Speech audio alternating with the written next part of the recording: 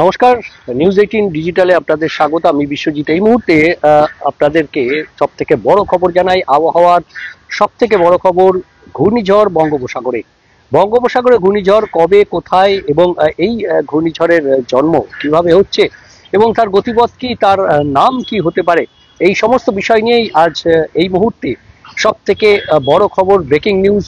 বঙ্গোপসাগরে ঘূর্ণিঝড়, এই মরশুম অর্থাৎ অক্টোবর, নভেম্বর এবং ডিসেম্বর, এই 3 মাস বর্ষার পরে ঘূর্ণিঝড়ের মরশুম বলেই আবহাওয়াবিদরা এই মাস 3 থেকে চিহ্নিত করে থাকেন। এর আগেও আমরা জানি যে মে মাসেও ঘূর্ণিঝড় হয় এই প্রভিন্সে, অর্থাৎ আমাদের বাংলা উড়িষ্যা, এই বাংলা উড়িষ্যা, অন্ধ্রপ্রদেশ সহ এই বাংলাদেশ যে অঞ্চল রয়েছে, এখানে মূলত এই 3 মাস ঘূর্ণিঝড়ের সব থেকে বড় রেঞ্জ। এবং এর আগেও আমরা জানি এপ্রিল মেতেও সেখানে ঘূর্ণিঝড়ের সম্ভাবনা থাকে এবং বড় বড় ঘূর্ণিঝড় যেটা মে মাসে সব থেকে বেশি, এবং তারপর এই অক্টোবর নভেম্বরেও বড় বড় ঘূর্ণিঝড় হয়েছে। আর সেই কারণেই আবহাওয়াবিদদের সবসময় নজর থাকে যে কোন ঘূর্ণাবর্ত কোন নিম্নচাপে পরিণত হচ্ছে এবং সেই নিম্নচাপের কতটা ঘূর্ণিঝড়ে পরিণত হওয়ার সম্ভাবনা থাকে। আরো একবার জানিয়ে দিই, ঘূর্ণিঝড় বঙ্গোপসাগরে ঘূর্ণিঝড় তৈরির সম্ভাবনা, আর সেই সম্ভাবনার কথা জানাচ্ছে অন্য কোনো মডেল নয়, বিদেশি কোনো মডেল নয়, ভারতের মৌসুম ভবন। অর্থাৎ ভারতের মৌসুম ভবন, ভারতের আবহাওয়া দপ্তর জানিয়ে দিচ্ছে ঘূর্ণিঝড় আসছে বঙ্গোপসাগরে। বঙ্গোপসাগরে ঘূর্ণিঝড় তৈরির সম্ভাবনা এবং সেই সম্ভাবনার কথা জানিয়ে দিল ভারতের মৌসুম ভবন।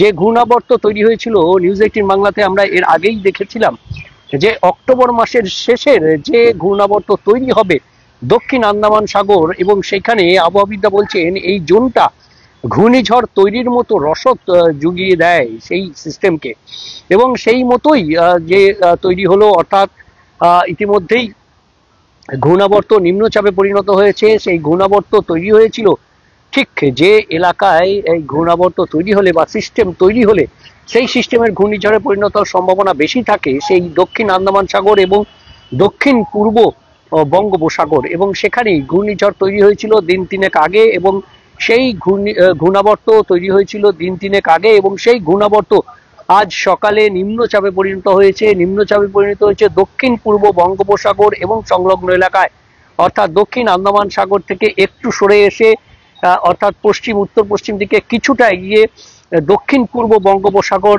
এবং সংলগ্ন এলাকায় সেখানে নিম্নচাপে পরিণত হয়েছে। নিম্নচাপ আজ শুক্রবার নিম্নচাপে পরিণত হয়েছে, আগামীকাল শনিবার সেটি সুস্পষ্ট নিম্নচাপে পরিণত হবে এবং রবিবার সেটি গভীর নিম্নচাপে পরিণত হবে, এবং রবিবার রাত থেকে সোমবার সকালের মধ্যে এটি পরিণত হয়ে যাবে ঘূর্ণিঝড়ে, এমন সেই আশঙ্কার কথাই জানালো ভারতের মৌসুম ভবন। এবং এই ঘূর্ণিঝড় পশ্চিম ও উত্তর পশ্চিম অভিমুখ যেহেতু এখনো পর্যন্ত রয়েছে, এবং সেই গতিমুখ থেকে বলা যায় যে এই ঘূর্ণিঝড় অন্তত দক্ষিণ পশ্চিম বঙ্গোপসাগর এবং সংলগ্ন যে উপকূল রয়েছে সেই উপকূলে আঘাত হানার সম্ভাবনা রয়েছে। তবে এখনো পর্যন্ত ল্যান্ডফল বা তার গতিপথ নিয়ে বিস্তারিত জানায়নি ভারতের মৌসুম ভবন। তবে বিভিন্ন যে সমস্ত মডেল তৈরি হয়েছে, বিভিন্ন অন্যান্য বিদেশি মডেল থেকে শুরু করে বিভিন্ন মডেল, সেই মডেলের প্রাপ্ত তথ্য অনুযায়ী আমরা বলতে পারি যে এই পশ্চিম উত্তর পশ্চিম দিকে অগ্রসর হয়ে বিশাখাপত্তনম বা তার কাছাকাছি কোথাও ল্যান্ডফলের সম্ভাবনা রয়েছে এই ঘূর্ণিঝড়ের, এবং সেই ঘূর্ণিঝড়ের থেকে পরোক্ষভাবে প্রত্যক্ষভাবে হয়তো না হলেও পরোক্ষভাবে এই বাংলা কি পেতে পারে সেদিকেই নজর থাকবে আবহাওয়াবিদদের। তবে এই ঘূর্ণিঝড়ের নাম, যেহেতু এর আগের ঘূর্ণিঝড়ের নাম ছিল শক্তি, শ্রীলঙ্কার দেওয়া নাম, এই ঘূর্ণিঝড়ের নাম হবে মান্থা। মান্থা দেওয়া নাম থাইল্যান্ডের, এবং এই মান্থা যে নাম দেওয়া হয়েছে তার নাম হবে মন্থন। অর্থাৎ ঘূর্ণিঝড় হলেই তার নাম দেওয়া হয়, এবং তার যে নামের যে তালিকা রয়েছে, যে তালিকা থেকে এই ঘূর্ণিঝড়ের বিভিন্ন নাম দেওয়া হয়, সেই তালিকা অনুযায়ী এবার যে ঘূর্ণিঝড় হতে চলেছে সেই ঘূর্ণিঝড়ের নাম হওয়া উচিত মান্থা, এবং সেটি থাইল্যান্ডের দেওয়া নাম, এবং এর অর্থ মন্থন। অর্থাৎ আমরা যে সমুদ্র মন্থনের কথা জানি সেই মন্থন, এখন সেই মন্থন ঠিক কিরকম ভাবে আঘাত হানে, কতটা মন্থন করে জনজীবন, সেদিকে নজর থাকবে আবহাওয়া বিজ্ঞানীদের এবং আমাদের নজর থাকবে এই সিস্টেমের উপর। আপনাদের নজর থাকুক।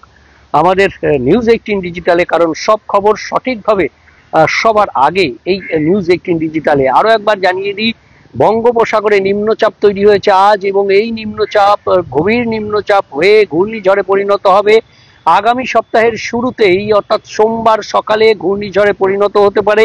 এবং সেই ঘূর্ণিঝড় হলে তার নাম হবে মান্থা, যার অর্থ মন্থন, থাইল্যান্ডের দেওয়া এই নাম। এবং এই ঘূর্ণিঝড়ের ল্যান্ডফল হওয়ার সম্ভাবনা, যদিও আইএমডি ভারতের মৌসুম ভবন এখনো পর্যন্ত ঘূর্ণিঝড় হওয়ার কথা জানালেও তার ল্যান্ডফল বা গতি প্রকৃতি নিয়ে সেভাবে বিস্তারিত কিছু না দিলেও বিভিন্ন মডেল থেকে জানা যাচ্ছে যে এই ঘূর্ণিঝড় ল্যান্ডফল হতে পারে বিশাখাপত্তনম বা তার আশেপাশে, অর্থাৎ উত্তর অন্ধ্রপ্রদেশ এলাকায় এর ল্যান্ডফল হওয়ার সম্ভাবনা সব থেকে বেশি। তবে যদি গতিপথ পরিবর্তন হয় এবং কিছুটা উপরের দিকে আসে, অর্থাৎ ওড়িশা বা দক্ষিণ বা উত্তর ওড়িশা, যত ওড়িশার কাছাকাছি এটি ল্যান্ডফল হলে তার প্রভাব বাংলাতেও কিছুটা পড়তে পারে। তবে এখনো পর্যন্ত যা